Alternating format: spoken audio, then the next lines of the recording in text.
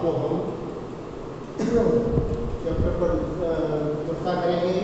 हिमकृत media का उचित रखरखाव, proper handling of frozen semen.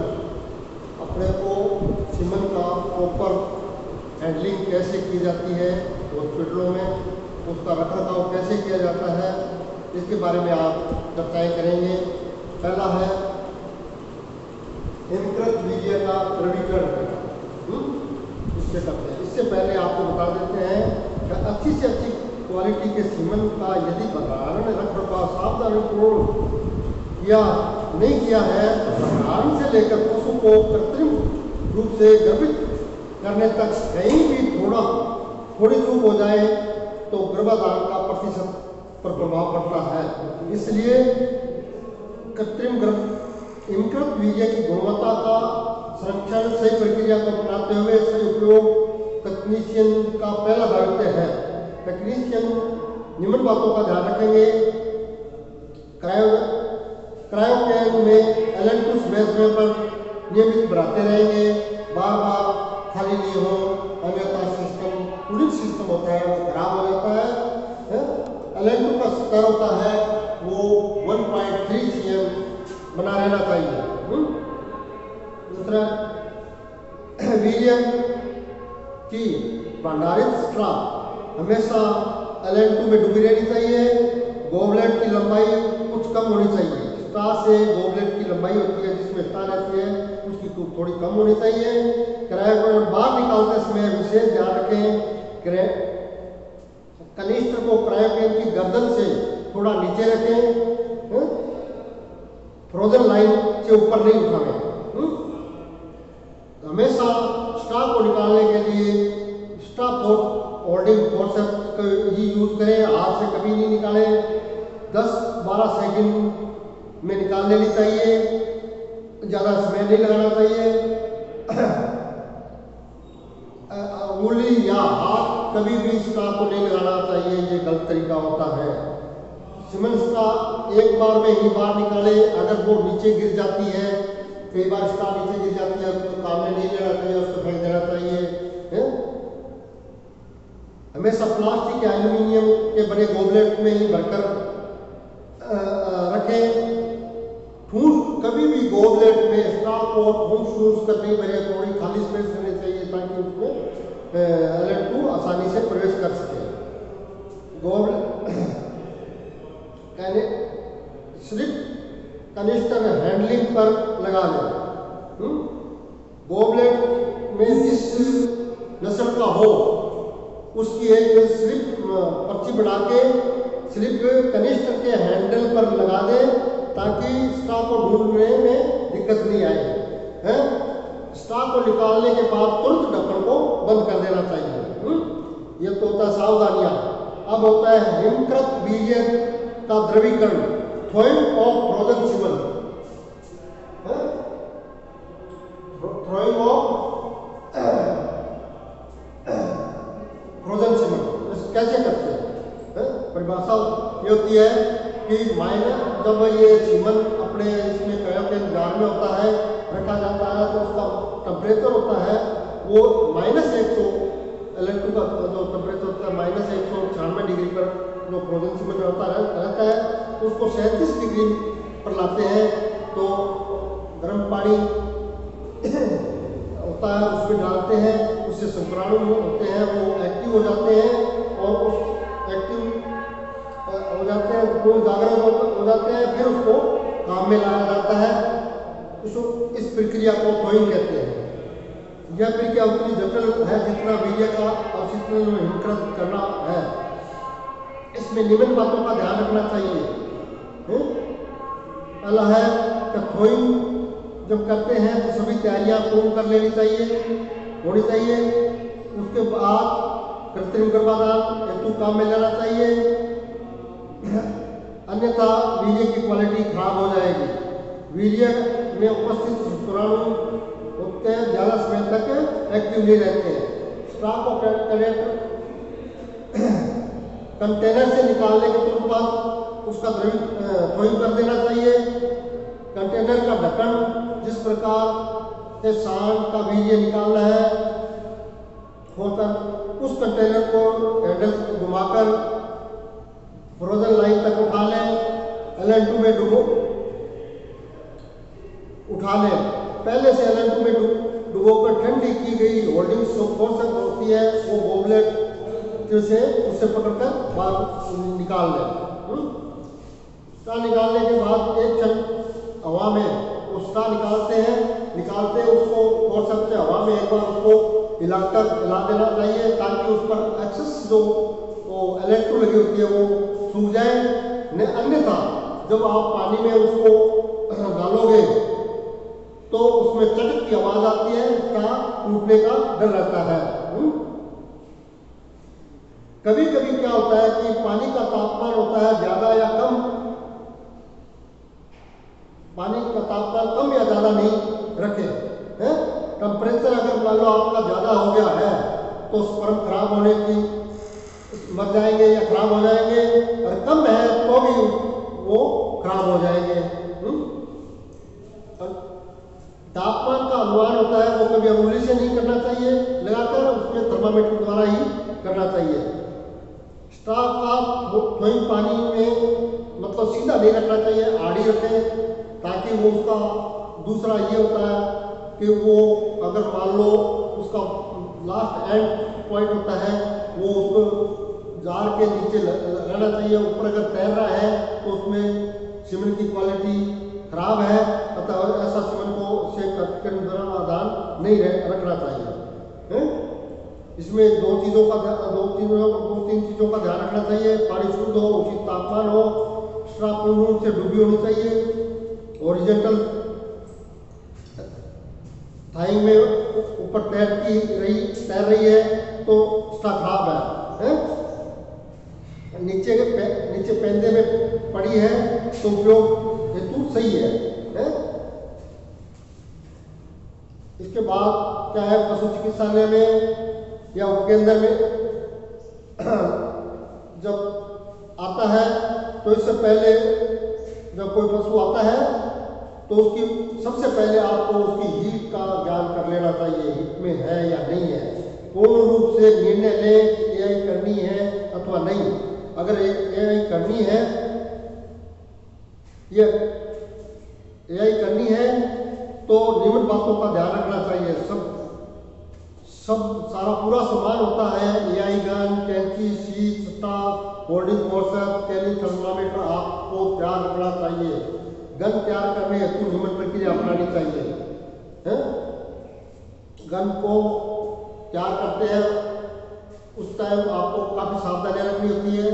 Gun को हमेशा छांव में रखें, धूप में नहीं रखें। गन हमेशा लोड करने से पहले उसकी स्टॉप पर जो पानी लगा होता है उसको रुई से साफ कर लें। गन लोड करने से पहले स्टॉप को फैक्ट्री प्लग होता है उसको अंगूठे या उंगली के बीच में से थोड़ा सा दबा दें, घुमा दें, ताकि पिस्टन में आसानी से काम आ जाए, ताकि AI कार्य में आसानी हो। द्रवीकरण से प्राणुओं को जागृत अवस्था में लाया जाता है, अतः हीट से बचने के लिए द्रवीकरण वीर्य को 5 मिनट में AI कार्य को उपयोग में ले लेना चाहिए। प्रत्येक स्ट्रा में सीमेंट को भरते समय उसमें हवा का बबल होता है, उसको थोड़ी उंगली से रखा जाना चाहिए ताकि बबल ऊपर आ जाता है, उसी को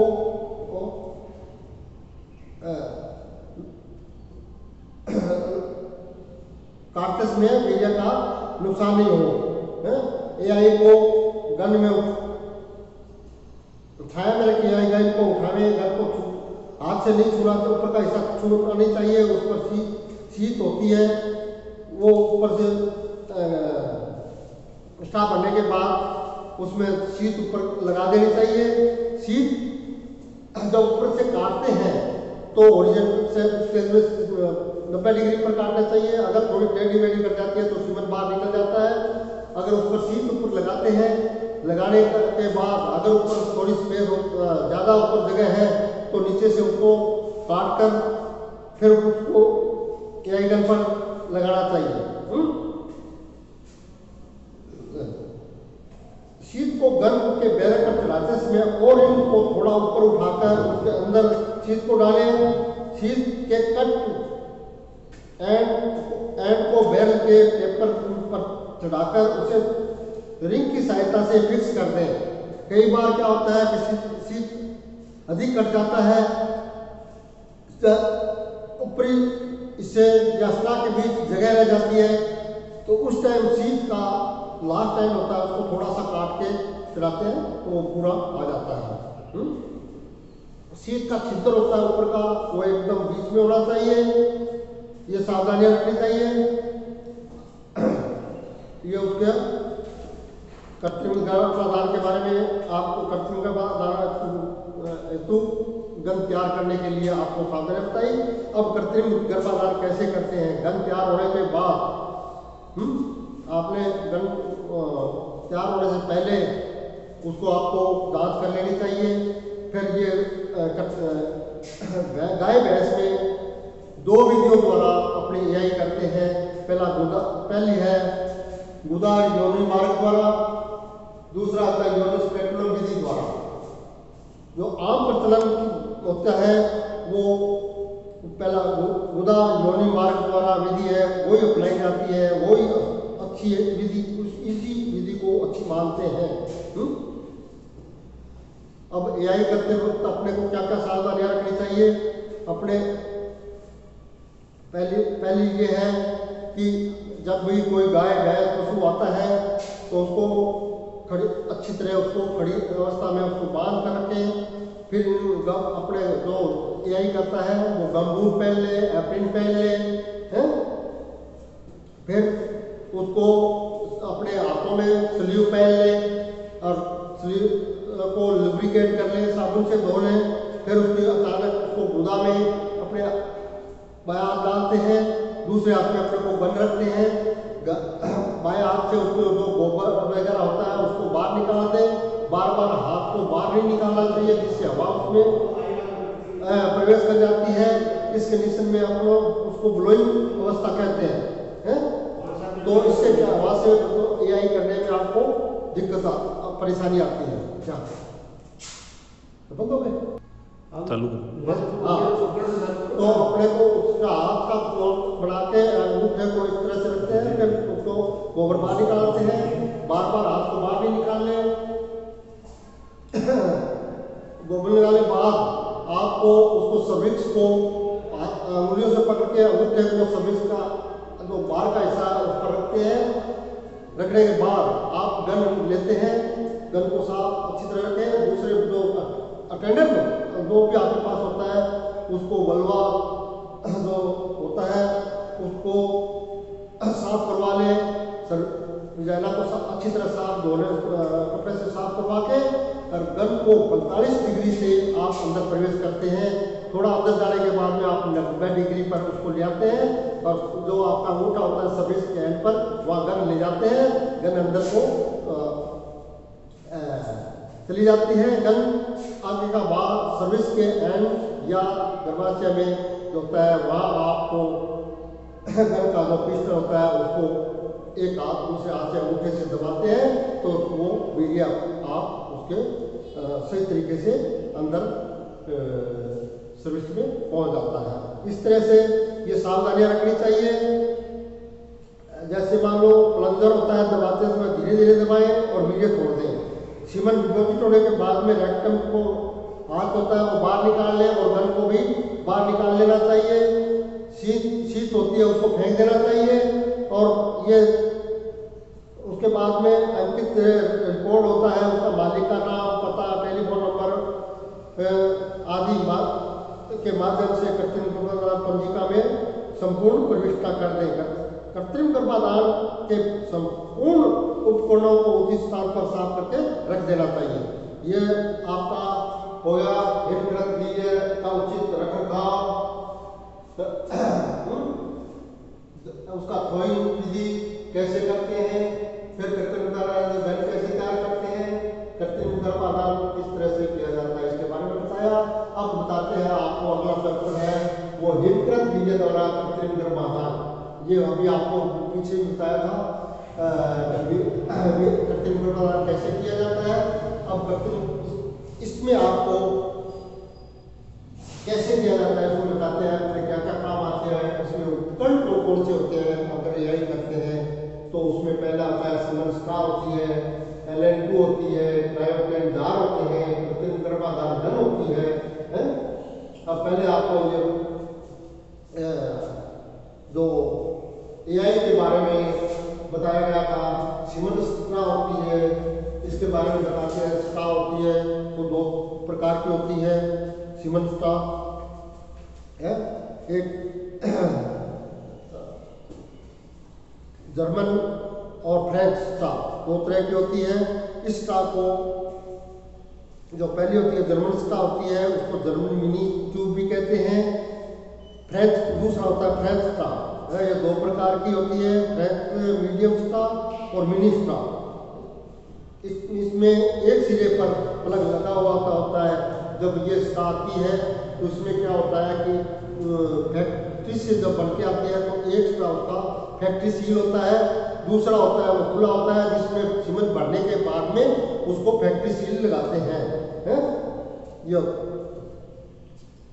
फैक्ट्री सील लगाते हैं और उसको फैक्ट्री सील के बाद में उसको LN2 जार में रख देते हैं। अब क्या होता है LN2, अगला पॉइंट है LN2। LN2 क्या होता है कि ये अपने वातावरण में ही 80% LN2 होती है। अभी आपको मैंने पीछे बताया था इंटरफील का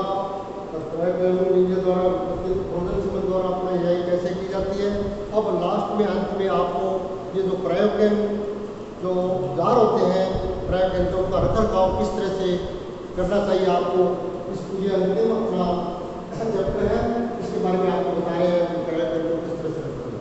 क्रायोकेन जितना बाहर से मजबूत होता है, आपको ये बता दें कि जो द्वार होते हैं क्रायोकेन के, ये जितना बाहर से मजबूत होता है अंदर से उतना ही नाजुक होता है। एक बार खराब होने के बाद अगर सही तरह से आपने रख रखाव नहीं किया तो उसका मरम्मत नहीं हो पाती है। इसलिए ये क्रायोकेन के जो जार होते हैं खराब हुए विभाग में उसके भंडार के अंबार लगा पड़ा है। अच्छा, क्रायोकेन का सीमेंट की क्वालिटी क्रायोकेन के रख रखाव पर ही निर्भर करती है। क्रायोकेन को हैंडल उपयोग करते समय निम्न बातों की सावधानियां रखनी चाहिए। जार को हमेशा सूर्य की रोशनी से दूर रखना चाहिए। उस पर खिड़की द्वारा जो रोशनी है सूर्य की वो नहीं पड़नी चाहिए, नहीं आप उसे धूप में रखें। जिस कमरे में आप रखते हैं LN2 जार उसमें हवादार होना चाहिए।